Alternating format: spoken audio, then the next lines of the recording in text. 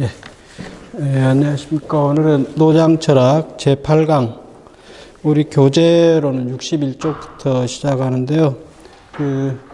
전번 시간에 얘기했던 존재론 문제, 그 다음에 우주 생성론, 세 번째가 인식론인데, 오늘 두 번째 우주 생성론적 해석입니다. 이거는 이제, 고대인들이 이 세계가 왜 이렇게 존재하는가, 그걸 설명하는 방식에서 가장 기본이 되는 것이 이 생성론입니다. 여러분들이 동양이 되었던 서양이 되었던 이 고대인들의 그 신화 세계를 보시면 거의 100% 이렇게 우주 생성론으로 얘기하고 있습니다. 그 대표적인 것이 기독교에서 말하는 신이 창조했다라는 것, 그것도 생성론이에요. 창생이라고 하는데, 근데 이제 동양, 중국 신화 같은 경우 보면, 고대 이 우주를 창생한 존재는 여성이에요. 우주의 원래 신들이 여성인데, 그 대표적인 인물이 복희, 여호와하고 이렇게, 여호와죠. 여호와와 복희가 있는데, 여호와 같은 경우도 중국에서 이게 우주를 창생한 여신에 해당됩니다. 그리고 뒤에 이제 시대가 흘러가면서 한대 이후로 보면은 특히 많이 얘기되는 게 이제 서왕모 같은 경우, 여기는 이제 신선하고도 이제 연관되어 있는데, 이런 것들이 이제 고대인들의 사유방식이에요. 그래서 노자 자신도 2500년 전 사람이라 우주를 이렇게 생성론으로 설명하는데, 이제 다른 점이 뭐냐면, 이 우주 생성론은 이제 두 가지 측면이 있어요. 이렇게 생성의 측면이 있고, 이렇게 복귀하는 측면이 있어요. 그러니까 이거는 천지 만물이 생겨나는 과정이라고 보면 되고, 복귀라는 것은 생겨난 천지 만물이 이게 무한하게 뻗어나가는 세계가 아니에요. 동양 세계는. 그래서 다시 본원의 근본으로 이렇게 돌아가는 세계로 그려져 있습니다. 그래서 61쪽 제일 아래에 노자의 도를 생성, 복귀 두 측면으로 분류하였다 이렇게 되어 있는데, 여기는 여기 아래 써놓은 것처럼 논리적으로 설명을 하기 위해서 그렇게 써놓은 거예요. 그래서 생성, 복귀 이렇게 딱 나눠지는 건 아닙니다. 그 전체가 이렇게 하나의 원의 형태를 이루거든요. 그래서 62쪽에 먼저 보시면 생성 부분이 있어요. 이 내용이 이제 노자 제42장의 글인데, 원글 보시면 도가 하나를 낳고 하나가 둘을 낳고 둘이 셋을 낳고 셋이 만물을 낳는다 이렇게 돼 있어요. 그래서 도 1, 2, 3 만물 이렇게 돼 있습니다. 그래서 이제 해석은 좀 학자들에 따라서 약간 다릅니다. 원래 한문이라는 게 한자를 품사를 어떻게 보는가에 따라서 해석이 조금씩 달라지기도 해요. 근데 일반적인 해석을 하면 방금 얘기한 대로 도가 하나를 낳고 이렇게 보면 됩니다. 그래서 이것이 이제 우선 여기 우리 지금 수업 시간이 매우 부족하니까 간단하게 설명만 하겠어요. 그리고 나머지 구체적인 내용들을 여러분들이 책을 보면서 공부해야 합니다. 얘 자체가 이렇게 무예요. 그러면 일이 됐다라는 것은 하나의 유가 되는데, 여기 유라는 것은 이제 모양으로 보면 이렇게 그릴 수 있어요. 원 모양으로. 그러면은 이는 이제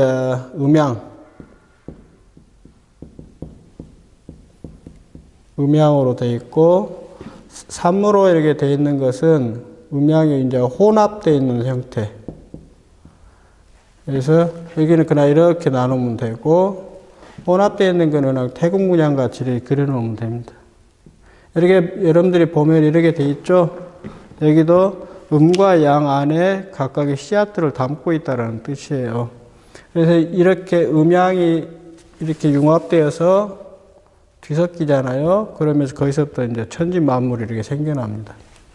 그래서 이게 이제 노자식의 생성론인데, 이 바탕의 뿌리에는 뭐가 있냐 보면 결국은 우주 만물이 왜 이렇게 존재하는가에 대한 인과론적 사고방식입니다. 그래서 무언가 이 세계가 이렇게 이 천지 만물로 이 세계가 존재하면 인간의 사고방식이 그러게 돼 있어요. 뭔가 원인이 있어서 이게 이렇게 되지 않았을까 이렇게 상상을 하잖아요. 그래서 거기에다가 이제 원인을 두고서 아까 얘기한 것처럼 뭐 신을 얘기한 하느님이 그렇게 만들었다. 이것도 하나의 설명이에요. 물론 논증이 안 돼서 문제죠. 근데 이제 노자 같은 경우는 이게 원래 따오라는 게 길인데 이 평범한 개념어가 하나의 형이상학적 용어로 이렇게 바뀌었어요. 추상적인 걸로. 그래서 도가도 비상도 1장에 보면 나오잖아요. 도를 도라고 하면 영원한 도, 참된 도가 아니다 이렇게 돼 있는데 그러면서도 이렇게 방편적으로 이렇게 쓰는 겁니다. 개념은.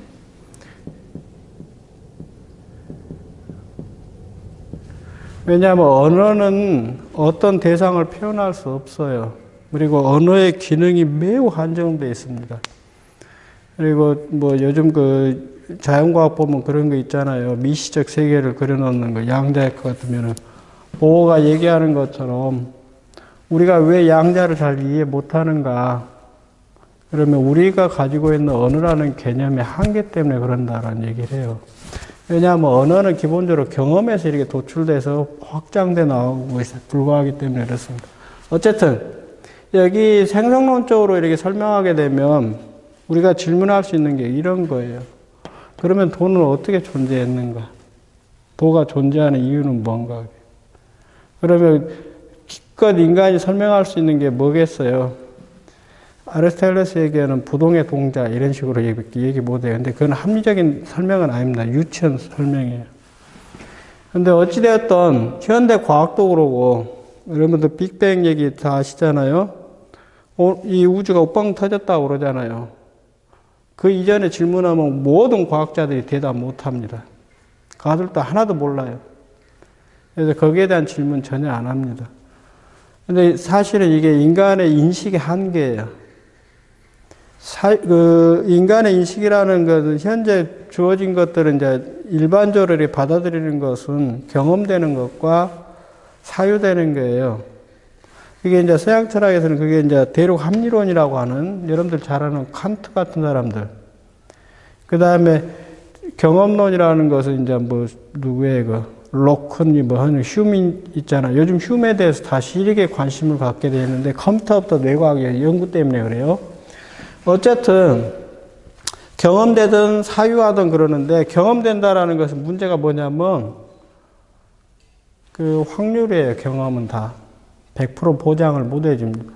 근데 사변적인 것들은 또 뭐냐면 그것을 어떻게 알 수 있는가에 대한 논증을 못 해요. 사변은. 그래서 요즘 미국 쪽 철학 요즘 뭐 새로운 철학들 나오면 그런 얘기 하잖아요. 우리과 노양 선생님 하는 그 철학 로티 형이사학 필요 없다라고 이렇게 얘기해요. 논증되지 않으니까 논증할 수도 없고 칸트도 실패했잖아요. 근데 그러지는 않은 것 같아요. 인간에게는 그 형이사학이라는 것이 어떻게 보면은 어떤 관념적인 어떤 말장난 그러게도 볼 수도 있겠지만 인간은 그런 형이사학적인 어떤 개념, 사유를 통해서 삶에 필요한 가치들을 이렇게 확증하는 방법이기도 합니다. 논증이 안 되는 게 문제겠지만 어쨌든 도라는 것을 통해서 방편적으로 이렇게 설명을 해요. 노자는. 그래서 여기 그래도 나름대로 훌륭해요. 이런 설명도. 한계는 있지만. 그러니까 존재하는 현상 세계의 근본에 있어서 무라고 하는 도가 있고 거기에서부터 음양으로 이렇게 되는데 여기는 음과 양이라는 거 이렇게 선을 그어놓은 이유는 순수한 순수한 양 그 뜻이에요. 아까 그 복희 얘기했잖아요. 복희가 인간을 어떻게 만들었는가.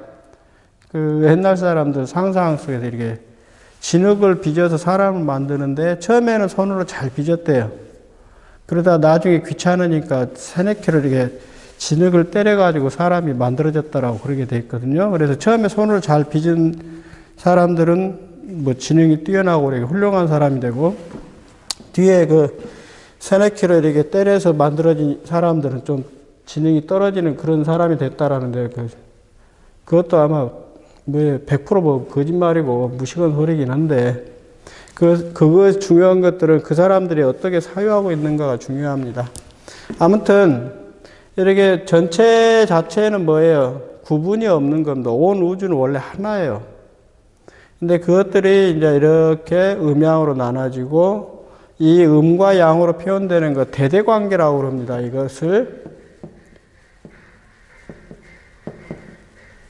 이걸 짝관계라고 이해하시면 됩니다. 남자하고 여자. 흔히 그 역사적으로는 동서양 모두 그랬어요. 지난 3000년 정도. 이제 지역마다 시기가 좀씩 다르는데 남성이 여성을 지배하는 그런 역사였어요. 그러나 원래 이 세계에 존재하는 것은 서로 짝이에요. 어떤 것이 좋고 나쁘고 그런 거 없습니다. 그래서 이 음과 양이 서로 이렇게 뒤섞이면서 이렇게 만물로 나오고 이게 이제 생성 과정이에요.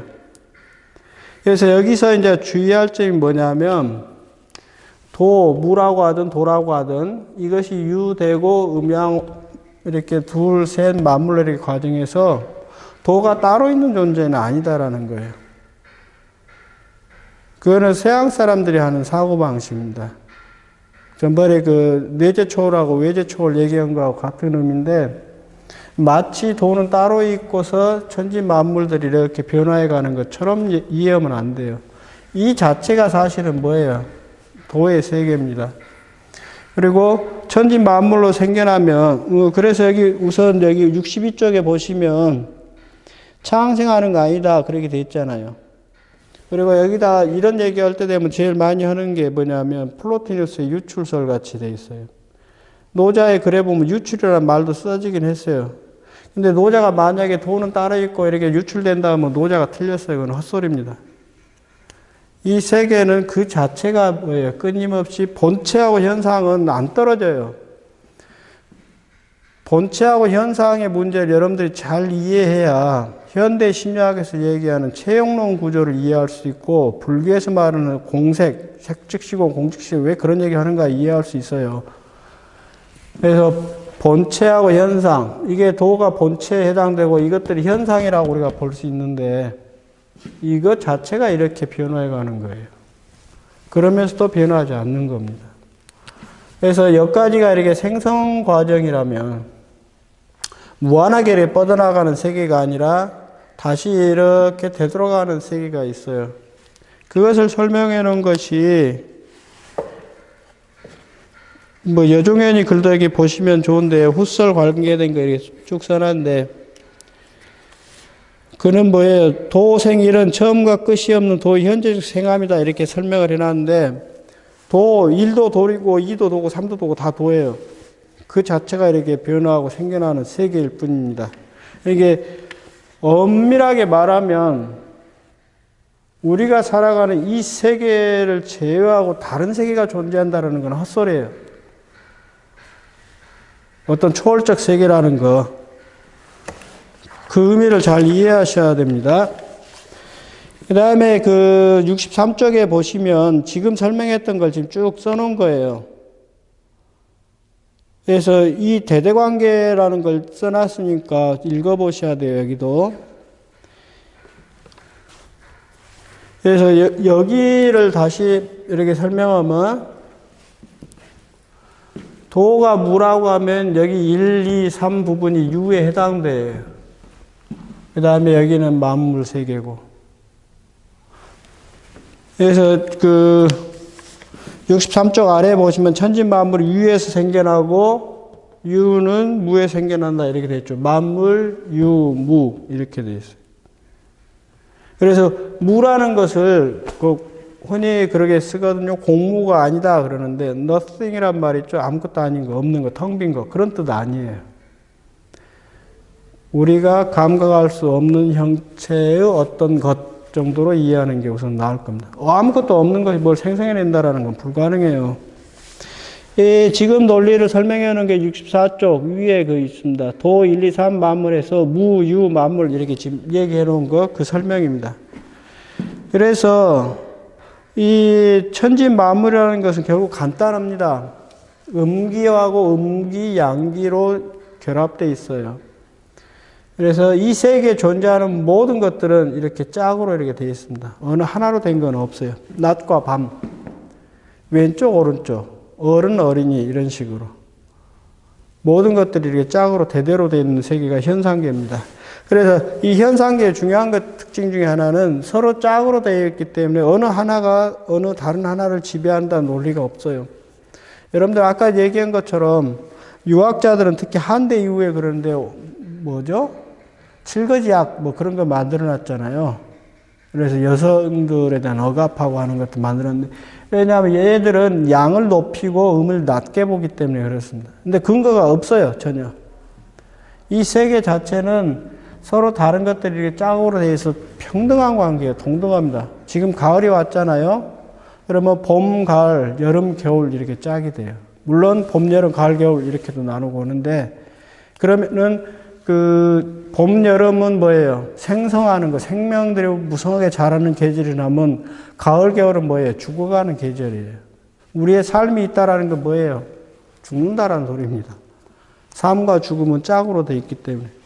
그래서 만물들이 자라나면 되돌아갑니다. 이걸 복귀예요. 복귀한다. 64쪽 아래 보시면 만물은 어우러져 자라나면 나는 그 돌아가는 걸 본다. 대저 만물이 무성히 자라나면 다시 그 뿌리로 돌아간다. 그래서 이 세계는 끊임없이 이렇게 생겨나고 사라지고 하는 세계입니다. 예, 만물이 운행하는데 그대로 내버린 변화의 크기에 다다르게 되고 그렇게 된 만물은 다시 도에 복귀한다. 이렇게 해놨잖아요. 이게 뭐냐면 주역의 세계예요. 물극 필반. 주역을 보시면 그 글이 나와요. 물극 필반에서 만물, 천지 만물이 그 극점에 도달하면 반드시 그 반대로 되돌아간다. 이렇게 되어 있어요. 그래서 인간이 이제 여러분들은 20대인데 옛날 기준으로 하면 20대 이렇게 넘어가면 늙어요. 그때부터. 요즘이야 뭐 80년, 100년 사는 시대라 좀 다르긴 한데 어쨌든 옛날 기준으로 보면 20대면 다 늙습니다. 16세인 게 16세, 18세 연애하고 그러죠. 그래서 이건 뭐겠어요? 생명이 왕성해졌다가 나이가 들어가면서 점차 늙고 병들고 죽어가는 과정입니다. 인생은 다 그런 거예요. 이 세계에 존재하는 모든 것은 결국은 생성되면 다시 사라지는 겁니다. 그게 65쪽에 보시면 복귀사는 만물, 분화한 만물이 다시 도회로 소급되는 측면이다. 이렇게 됐죠. 무극으로 복귀한다. 원문이 그렇게 되어 있습니다. 28장인데 복귀와 무극. 그래서 무극이라고 하면은 송대 유학자들 뭐 무극이 태극 뭐 그런 것도 나오잖아요. 그래가지고 그것이 이 자를 어떻게 해석하냐 뭐라고 했었는데, 결국은 뭐예요? 어떤 개별적인 사물로 존재하잖아. 이렇게 몸을 갖고 있고, 그러다가 때가 되면 다 흩어져 버려요. 그 기라고 그럽니다. 기. 장자 같은 경우는 인생이라는 거, 사람의 삶과 죽음은 기의 취산이라고 얘기합니다. 그거하고 똑같은 것들이에요. 그래서 자연스럽게 변화, 생겨났다가 본래로 하나로 가는 거.